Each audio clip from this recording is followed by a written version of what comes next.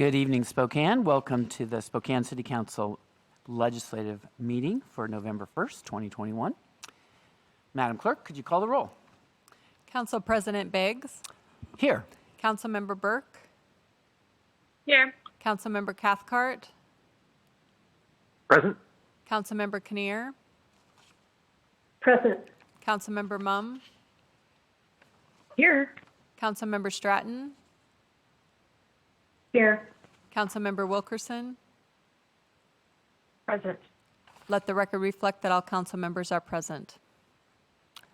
All right, and we don't have any special announcements or proclamations, so let's go straight to our legislative agenda, special budget ordinances. Ordinance C-36-123, amending ordinance number C-35-971, passed by the City Council December 14, 2020, and entitled, an ordinance adopting the annual budget of the City of Spokane for 2021, making appropriations to the various funds of the City of Spokane government for the fiscal year ending December 31, 2021, and providing it shall take effect immediately upon passage and declared an emergency and appropriating funds in Section 1, Accounting Fund, Number 1, decrease the appropriation for vacant accounting clerk positions by $45,000. 2, increase the appropriation for contractual services by $45,000. A, $45,000 of the increased appropriation in contractual services is provided solely for a contracted temporary seasonal employee to backfill staff shortages during the hiring process for a full-time position. 3, there is no change to the total appropriation level in the accounting fund. This action allows for contractual services in the accounting fund. All right, well, pretty straightforward as it says. We continue to struggle with filling vacant positions, and we're going to change some of the salary savings into contractual services so that we can still get the work done. No community comment requested. Any council member commentary? All right, not seeing or hearing any. We'll go to a roll call. Councilmember Mumm. Aye. Councilmember Stratton. Aye. Councilmember Kinnear. Aye. Council President's an aye. Councilmember Burke. Aye. Councilmember Cathcart. Aye. Councilmember Wilkerson. Aye. All right, that passes 7-0. Next one. Ordinance C-36-124, Section 1, Defined Contribution Administrative Fund. Number 1, increase revenue by $10,000. A, $10,000 of the increased revenue is from the available cash balance of the fund. 2, increase appropriation by $10,000. A, $10,000 of the appropriation is provided to the VOYA Defined Contribution Fund solely for advisory technical services. This action allows budgeting to procure advisory technical services for the VOYA Defined Contribution Plan. All right, again, pretty straightforward. There's no community comment. Any council commentary? All right, seeing and hearing none, we'll have a roll call. Councilmember Mumm. Aye. Councilmember Stratton. Aye. Councilmember Kinnear. Aye. Council President's an aye. Councilmember Burke. Aye. Councilmember Cathcart. Aye. Councilmember Wilkerson. Aye. All right, that passes 7-0. Next. Ordinance C-36-125, Section 1, Emergency Rental Assistance Grant Fund. Number 1, increased revenue by $10,540,405. A, of the increased revenue, $10,540,405 is from the Washington State Department of Commerce Treasury Rental Assistance Program to continue to prevent evictions by paying rental arrears, current due rent, future rent, utilities, and home energy costs and other housing costs for eligible households due to the COVID-19 pandemic. 2, increase appropriation by $10,540,405. A, of the increased appropriation, $10,276,895 is provided solely for subrecipients awarded through an RFP process to deliver rent assistance funds to the community. B, of the increased appropriation, $263,510 is provided solely for the city's administration of the rent assistance program. This action prevents evictions by paying past due and future rent and past due utilities while targeting limited resources to those with the greatest needs and distributing funds equitably. I'm wondering if you go ahead and read the next ordinance too. It's very similar, but it is a second amount of money from a slightly different source. Ordinance C 36-126, Section 1, Emergency Rental Assistance Grant Fund. Number 1, increase revenue by $5,297,865. Of the increased revenue, $5,297,865 is from the United States Department of Treasury Emergency Rent Assistance Program to continue to prevent evictions by paying rental arrears, current due rent, future rent, utilities, and home energy costs and other housing costs for eligible households due to the COVID-19 pandemic. Number 2, increase appropriation by $5,297,865. A, of the increased appropriation, $5,165,419 is provided solely for subrecipients awarded through an RFP process to deliver rent assistance funds to the community. B, of the increased appropriation, $132,446 is provided solely for the city's administration of the rent assistance program. This action prevents evictions by paying past due and future rent and past due utilities while targeting limited resources to those with the greatest needs and distributing funds equitably. And we do have one community speaker, but before that, just to give a little bit of context, we had a report at our 3:30 briefing session, and for those of you who've been following, the city's received about $15 million in rental assistance this summer from these same two funds. And at last report, the vendors who are under contract with the city had distributed almost $6 million of that $15 million, so about $9 million left from that. And then this is an additional $15 million, and it has not yet been contracted out to that. So just wanted to give that, but it means plenty of money in the system waiting to be distributed. Nicolette Ochiltree has requested to speak. So Nicolette, if you're there, if you want to hit *3.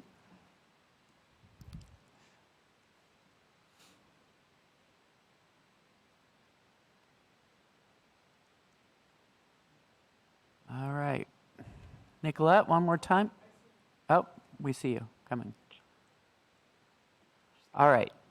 Can you hear me now? We can. Welcome to City Council, Yeah. Nicolette. Okay, I wasn't unmuted at first. Okay. Yeah. Yes, thank you. Obviously, this rental assistance is very important for our citizens, and gosh, I just wish it could get out a little bit faster, you know, and I understand that going through the RFP process on this new series of funds may slow things down, but when I hear from tenants and landlords saying that the funding just isn't reaching them fast enough, I really do think we need to look at putting that RFP out so that we can perhaps get another organization in there to hopefully distribute it quicker. I do defer to the experts on this, but we just, you know, we need this money going to the tenants and the landlords much quicker than it already is.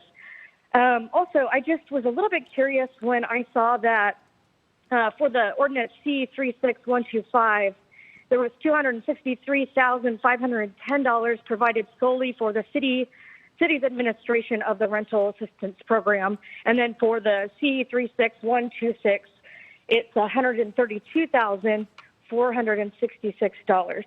So I'm just a little bit curious about what those funds are actually going to be used for and if all that money is actually being used, because as I understand it, it's all being subcontracted out. And so when that's happening, that's the other set of funds are being used, not this other $263,000 and $132,000. And so is that city funding for the administration just to push that money to the subcontractors, or is it being used for some other purpose? And does it really cost that much to do that? It doesn't really make sense to me, but that's probably because I'm just missing a piece of the puzzle. The other thing I wanted to say is, as you know, the governor just let the eviction moratorium expire on Sunday. And so since these rental assistance amounts aren't actually getting out to the tenants fast enough, I really think we're going to have to consider extending those bridge protections for tenants so they can't be evicted while they're waiting for this rental assistance to arrive. Thank you for your time. Thank you, Nicolette. Any council commentary on these two special budget ordinances to accept this money? All right, seeing and hearing none, we'll take a roll call on ordinance C36125 and C36126. Councilmember Mumm. Aye. Councilmember Stratton. Aye. Councilmember Kinnear. Aye. Council President Sinai. Councilmember Burke. Aye. Councilmember Cathcart. Aye. Councilmember Wilkerson. Aye. Okay, they both passed, 7-0. And that brings us to resolutions and final reading ordinances. And you can start with the first resolution. Resolution 2021-90, approving the appointment of Carly Courtwright as Director of Neighborhood Services. All right, we've got Megan Steinolfson here from Human Resources to introduce this resolution. Thank you, Council President, and good evening, Council members. It's my pleasure to bring forward Ms. Courtwright this evening for confirmation in the position of Director of Neighborhood Services. Ms. Courtwright has been with the City of Spokane for about 18 years. She has a varied career. She started her career with us in the police department, and since 2015, she had been in My Spokane and 311. Most recently, in 2020, she was promoted to Director of Customer Experience, which is the department head over My Spokane and 311. In September of 2020, she also took over the duties of Director of Neighborhood Services, so she's been wearing two hats for the last year. And today, we'd like to bring her forward for confirmation into the Director of Neighborhood Services position. Upon confirmation, she would vacate the Director of Customer Experience, and we would recruit to backfill that position. All right. We don't have any community comment. Any questions from council or any commentary from council? Councilmember Stratton. I will just simply say that I'm disappointed that the neighborhood councils and those very involved individuals in all of our neighborhoods were not invited or asked to participate in this process. So that's my big disappointment on this one, and I will be voting no as a result. Thanks. Councilmember Mumm. I just want to say that neighborhood councils are one of the strongest pieces of our Spokane city government. We have such a unique situation here. So many cities are envious of our program. And over the 8 years that I've been on council, I have watched this program fight for its rights, disintegrate in some capacity during COVID, absolutely have to pivot and put together, the one thing that the community used to be able to do was get together and talk about issues and have to switch over to technology. But now we have an opportunity with the new technology to bring people together more. I will support this appointment. However, I will say that the whole ONS system needs help. And I remember how it used to work and how it was absolutely the best support for neighborhoods. And I really, really implore the city to continue to invest in this program, to provide the proper training to its staff, and allow the folks in the council system to continue to have training. Again, it is one of the best things about the city, and I really would like to see it get back to its previous level of wonderful, I guess, outcomes is what I want to say. Thank you. All right. Any other commentary? All right, let's have a vote. Councilmember Mumm. Aye. Councilmember Stratton. Nay. Councilmember Kinnear. Aye. Council President's an aye. Councilmember Burke. Nay. Councilmember Cathcart.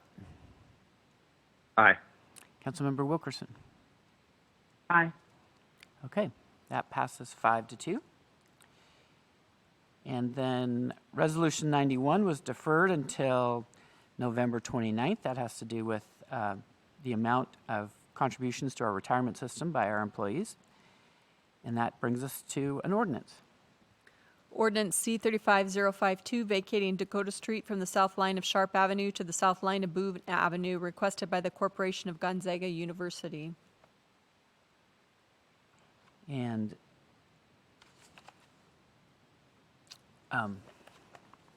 there's no community commentary requested. This is something that was handled a long time ago, before anyone on this council was on the council, I think. But it wasn't finalized, and so that's why it's here tonight. Any council commentary? All right, we'll have a roll call. Councilmember Mum. Aye. Councilmember Stratton. Aye. Councilmember Kinnear. Aye. Council President Sinai. Councilmember Burke. Aye. Councilmember Cathcart. Aye. Councilmember Wilkerson. Aye. All right, that passes 7-0. Next one. Ordinance C 34-983, vacating Boone Avenue from Dakota Street to Cincinnati Street, the south 15 feet of DeSmit Avenue from the west line of vacated Cincinnati Street to the west line of Dakota Street from the south line of Boone Avenue to the south line of DeSmit Avenue from the east line of Lot 9, Block 53, first subdivision of Block A and third Cinto addition to the east line of Dakota Street. First reading held May 6, 2013. All right, this is another one on the Gonzaga campus that we're just cleaning up. There's no public commentary requested. Any council commentary? Seeing none, we'll have a roll call. Councilmember Mum. Aye. Councilmember Stratton. Aye. Councilmember Kinnear. Aye. Council President Sinai. Councilmember Burke. Aye. Councilmember Cathcart. Aye. Councilmember Wilkerson. Aye. All right, that passes 7-0. And that brings us to the next ordinance. Ordinance C 36-121, relating to the Parking Advisory Committee, amending Spokane Municipal Code Section 7.08.130, adding a new chapter 4.38 to Title IV, adopting new sections 4.38.010, .020, .030, .040, .050, .060, .070, and .080 to Chapter 4.38 of the Spokane Municipal Code, and setting an effective date. All right, there's no community commentary. This is essentially moving mostly existing language around in the code to make a little more sense in terms of what sections it's in. Any council commentary? All right, seeing and hearing none, we'll have a roll call. Councilmember Mum. Aye. Councilmember Stratton. Aye. Councilmember Kinnear. Aye. Council President Sinai. Councilmember Burke. Aye. Councilmember Cathcart. Aye. Councilmember Wilkerson. Aye. All right, that passes 7-0. Next ordinance. Ordinance C 36-122, approving an amendment to the Riverport Village PUD that will remove Unit 12 from the boundaries of the PUD so that it may be developed independent of the PUD. In accordance with the standards of the existing zoning regulations, the parcel number is 35-173.3003, located in the city and county of Spokane, state of Washington, by amending the official zoning map. All right, no public commentary, and essentially, as I understand it from staff, it's just taking a planned unit development and removing one unit without changing the open space requirements and other requirements of the planned unit development. Is there any council commentary?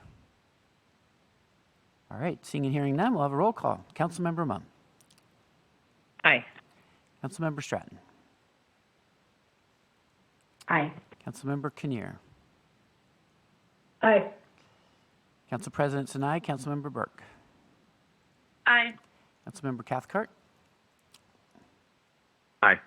Councilmember Wilkerson. Aye. All right, that passes 7-0. There are 3 first reading ordinances. I'll have Ms. Pfister read all 3, and then there is requested commentary on one of them. Ordinance C 36-127, relating to amendments to the Spokane Employees Retirement System, amending Spokane Municipal Code Sections 3.05.010, .020, and adding a new section to SMC 3.05.175 of the Spokane Municipal Code. Ordinance C 36-128, relating to various special revenue funds and internal services funds in Chapter 7.08 Spokane Municipal Code, amending Spokane Municipal Code Section 7.08.124 and 7.08.059, and repealing Spokane Municipal Code 7.08.104 and 7.08.122. And Ordinance C 36-129 of the City of Spokane, Washington, adopting a 6-year citywide capital improvement program for the years 2022 through 2027, and amending the citywide capital improvement program as referenced in Appendix C of the City of Spokane Comprehensive Plan. further action is deferred on the first reading ordinances. All right, and Nicolette Ochiltree is requested to give commentary on 36129, which is the adoption of the 6-year citywide capital improvement plan. So Nicolette, if you're there, if you want to hit star 3. All right, welcome back to City Council. Nicolette, you have up to 3 minutes. Good evening again, Council.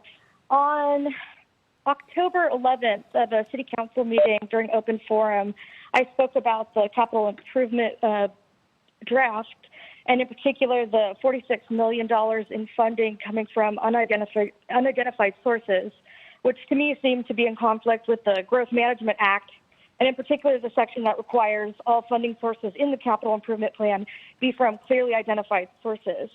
On October 13th, I also gave testimony during the Plan Commission hearing on the capital improvement plan. And after my testimony for the hearing, a gentleman asked the woman from the city who presented the plan to address my comment. And she said she'd have to go back and read the Growth Management Act. But then there was they just ended up approving it to go to you guys today. And then earlier today, during the briefing session, I'd heard Councilman Cathcart ask Paul and Josie about this very situation, the compliance of the capital improvement plan with the Growth Management Act. So I look forward to hearing what he has to say. He did say that he wanted to respond to those comments in writing instead of during the meeting. And so I'm definitely interested in what he has to say with that because, again, under my reading of the Growth Management Act, it seemed to be in conflict with the plan having, unidentified sources of funding.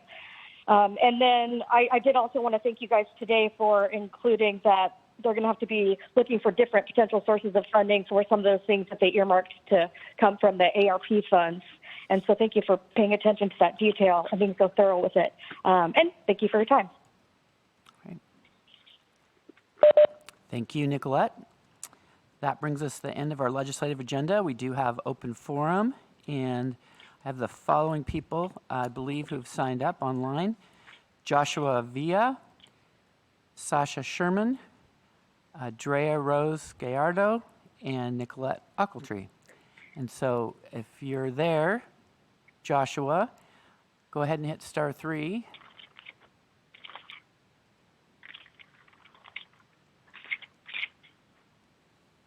All right. Joshua, welcome to City Council. Please introduce yourself. I wasn't sure how to pronounce your last name exactly, and you have up to 3 minutes. Welcome. Thank you. Thank you for your time. Hello, my name is Joshua Villa. I live in a registered historic multifamily apartment building in Spokane called the Knickerbocker, which is located at 507 South Howard Street. In September of 2021, a commercial business, the Meeting House Cafe, opened up for business below my apartment. Since opening for business, the Meeting House Cafe has been generating loud noises, such as banging, slamming, loud music under my apartment between the quiet hours of 6 a.m. and 7 a.m. Monday through Friday.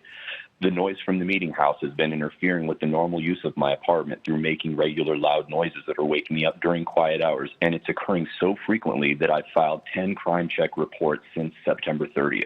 Unfortunately, despite my good faith efforts to speak with the business, the Meeting House remains recalcitrant to comply with noise ordinance requirements during quiet hours. Code enforcement will not take up action due to the incidences happening on off hours. The Spokane Police Department has not taken any action to address this nuisance, and according to the Ombudsman's office, who I filed a complaint with, I was told that the police will not take action due to diversity training requirements that are thinning out the workforce and due to a history of not enforcing noise ordinance for the last few years. So here I am, a resident of Spokane, living in a multifamily historic apartment building where the city of Spokane permitted a business to operate in, and that business, the Meeting House Cafe, is creating a continuous nuisance.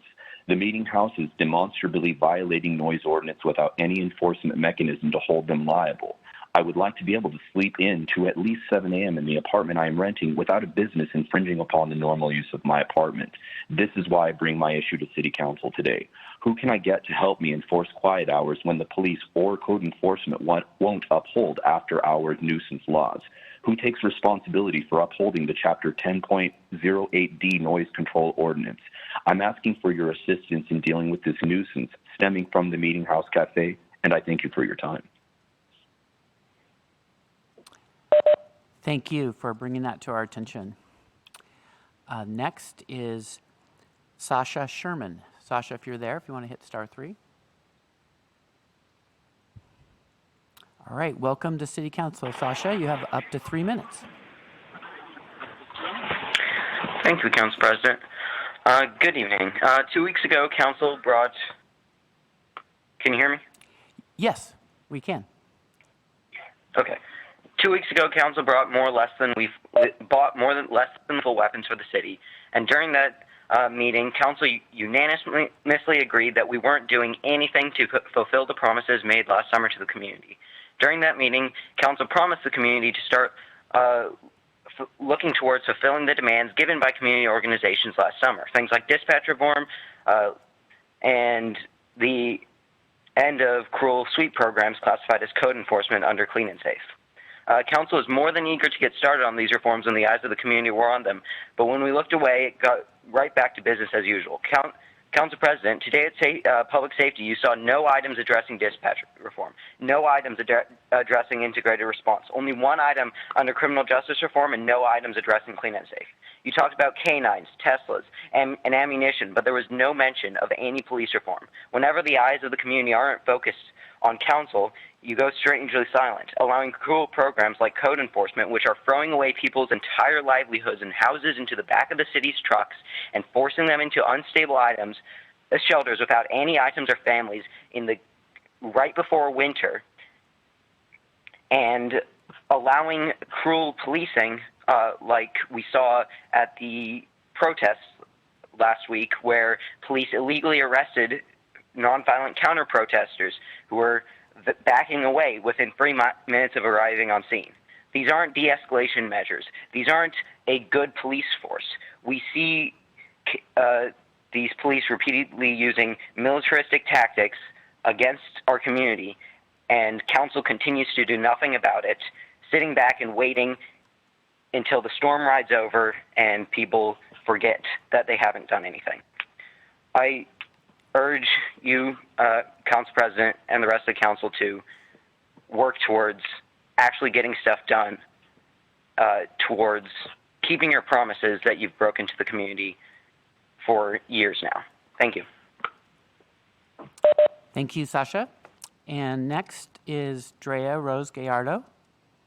If you want to hit... Oh, Drea is not on. Then we'll go to Nicolette Ochiltree. All right, Nicolette, welcome back again. I think you're the last speaker of the evening. You got up to 3 minutes. All right. Good evening again, Council. I just wanted to give you guys a few reflections on the ARP open houses this last week. I really enjoyed attending all 3 ARP open houses last week. It was an excellent opportunity for small conversations about big ideas with city staff and council. Overall, I really liked the structure and setup of the meetings. I liked how there were several tables representing different potential expenditure categories, so that folks could branch off into each little table and spend as much time as they wanted at each table. But it did leave me wondering why those specific categories were chosen and whether or not the choice of those specific categories influenced the various ideas put forth by citizens. While I agree that all of those categories are important, I do think it would have been more effective and perhaps a more objective process if the categories represented had mirrored the 7 different expenditure categories outlined by the Department of Treasury. I thought it was an interesting choice to have a police officer man the mental health table. For some, I can imagine it deterring them from engaging, since ideally our answers to mental health crises shouldn't be driven by increasing police engagement. However, I did see the logic insofar as the police department has been involved in the co-deployment teams, pairing mental health officers, mental health professionals with officers. I would have liked to have seen a mental health officer, perhaps, or professional there. But I do have to say that one of the most surprisingly pleasant and interesting conversations I had was actually with Police Chief Meidel, so I did appreciate that he was there. As you may know, all 3 nights, ideas from the public were written down on those giant notepads, and although I did take a few pictures of some of those ideas, I'm hoping that all of those notes from each table, all 3 nights, will be made available to the public on the ARP funding page on the city's website. And perhaps one of my favorite and most informative moments were when I turned the question to the folks running each table and asked, what do you think the ARP funding should be spent on? On more than one occasion, this really surprised them and opened up quite a few interesting conversations about how to work within the confines of the eligibility rules for the funding, but also how to make the best use of these funds, considering some of the deeper concerns about the practicality of those uses, given the current state of the city politically, financially, and otherwise. I just want to remind you guys not to forget about folks that have been working in the city for years that may have a lot of really great, fantastic ideas, but don't really think about it themselves when they know that we're looking for citizen testimony. If they're citizens too, just because they work for the city, doesn't mean we shouldn't be engaging with them in those ways, and perhaps making an effort to do that might even give you guys even more interesting projects to deal with and to think about as you're deciding on how to use those funds the best. Thank you for your time. Thank you, Nicolette. That brings us to the end of our meeting. Thanks, everybody, for participating and engaging with us. And please, everyone, take care of yourself. And if you can, take care of someone else. We'll see you next Monday at the same time. We are adjourned.